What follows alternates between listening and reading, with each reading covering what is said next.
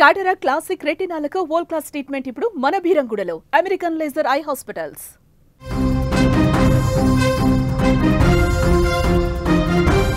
యుద్ధం ఆగిపోయింది. సుమారు 2 ఏళ్లుగా జరుగుతున్నటువంటి భీకర యుద్ధానికి తెరపడింది. 67,000 మందికి పైగా పొట్టన పెట్టుకున్నటువంటి ఈ మారణ హోమానికి ఇక పూర్తిగా పులి స్టాప్ పడింది. అమెరికా అధ్యక్షుడు ట్రంప్ చేసిన ప్రయత్నాలు ఫలించి ఇజ్రాయెల్ హమాస్ మధ్య భీకర యుద్ధం ఆగి శాంతి పవనాలు వీచాయి. ఈ వార్త ప్రపంచంలోనే అతిపెద్ద ఉపశమన వార్తగా మారింది. 2 ఏళ్లుగా నిత్యం మరణ భయం, విధ్వంసం మధ్య బ్రతికినటువంటి లక్షలాది మంది ప్రజలకు ఇది కొత్త జీవితాన్ని ప్రసాదించినట్లయింది. కాల్పుల విరమణ ఒప్పందంతో గాజాలో సంబంధాలు మొదలయ్యాయి. అదే సందర్భాలలో అన్ని రోజుల పాటు తుపాకుల మోతకు బలైన వారిని తలుచుకుంటూ లక్షలాది గుండెలు రోధించాయి. ఆకలి చావులు, ఆర్తనాదాలతో వినిపించిన గడ్డపై ఇప్పుడు నవ్వులు పోయడం ప్రపంచాన్ని ఆనందానికి గురి చేస్తోంది. 2023 అక్టోబర్ 7న ఇజ్రాయెల్ పైన హమాస్ దాడితో భీకర యుద్ధానికి నాంది పలికింది.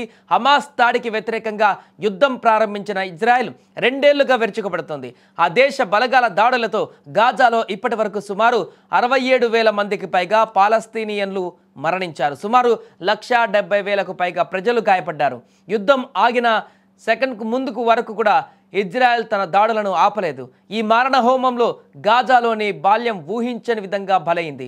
ఆకలి కేకలు, బక్కసిక్కించిన దేహాలతో చేతిలో కంచం పట్టుకొని ఆహారం కోసం అభ్యర్థించినటువంటి దృశ్యాలు ఇంకా కళ్ళ ముందు కనిపిస్తూనే ఉన్నాయి. ఇలాంటి ఎన్నో దృశ్యాలు అక్కడ చోటు చేసుకున్నాయి. ట్రంప్ చొరవతో ఈ యుద్ధానికి మొత్తానికి ముగింపు దొరికింది. తమ సుదీర్ఘ యుద్ధాన్ని నిలిపివేసేందుకు ఇజ్రాయెల్, హమాస్ అంగీకరించాయి. బందీలు, ఖైదీల విడుదలకు గ్రీన్ సిగ్నల్ ఇచ్చాయి. ట్రంప్ ఒత్తిడితో ఈజిప్ట్ వేదికగా జరిగినటువంటి పరోక్ష చర్చల్లో ఇజ్రాయెల్, హమాస్ కాల్పుల విరమణపైన ఒప్పందం కుదుర్చుకున్నాయి. అయితే గాజాను ఎవరు పాలిస్తారు? హమాస్ ఆయుధాలను వదిలేస్తుందా అన్న ప్రశ్నలు మాత్రం ఇంకా ఆందోళనకరంగానే ఉన్నాయి. ఏదేమైనా కూడా సుదీర్ఘ యుద్ధం ఆగడంతో ఇప్పుడు ప్రపంచ దేశాలు కూడా ఊపిరి పీల్చుకున్నాయి. ఇజ్రాయెల్, హమాస్ మధ్య వారాగేందుకు కృషి చేసిన ట్రంప్కు మోదీ అభినందనలు కూడా తెలిపారు. ఫోన్ చేసి ఇరువురు నేతలు మాట్లాడుకున్నారు. ఈ విషయాన్ని స్వయంగా మోదీ ఎక్స్ వేదికగా పోస్ట్ చేశారు. నా మిత్రుడు అధ్యక్షుడు ట్రంప్తో మాట్లాడాను. చారిత్రక గాజా శాంతి ప్రణాళిక విజయవంతమైనందుకు ఆయనకు శుభాకాంక్షలు తెలిపాను. ఇరు దేశాల మధ్య వాణిజ్య చర్చలలో సాధించినటువంటి మంచి పురోగతిని కూడా సమీక్షించాం. రాబోయే వారాలలోనూ టచ్లో ఉండాలని అంగీకరించామని మోదీ తన పోస్టులో పేర్కొన్నారు. 4 రోజుల వ్యవధిలో ఇరువురు నేతల మధ్య ఫోన్ సంభాషణ జరగడం ఇది 2వసారి కావడం గమనార్హం. సెప్టెంబర్ 16న ప్రధాని మోదీ 75వ జన్మదినం సందర్భంగా ట్రంప్ ఫోన్ చేసి శుభాకాంక్షలు తెలిపిన విషయం తెలిసిందే.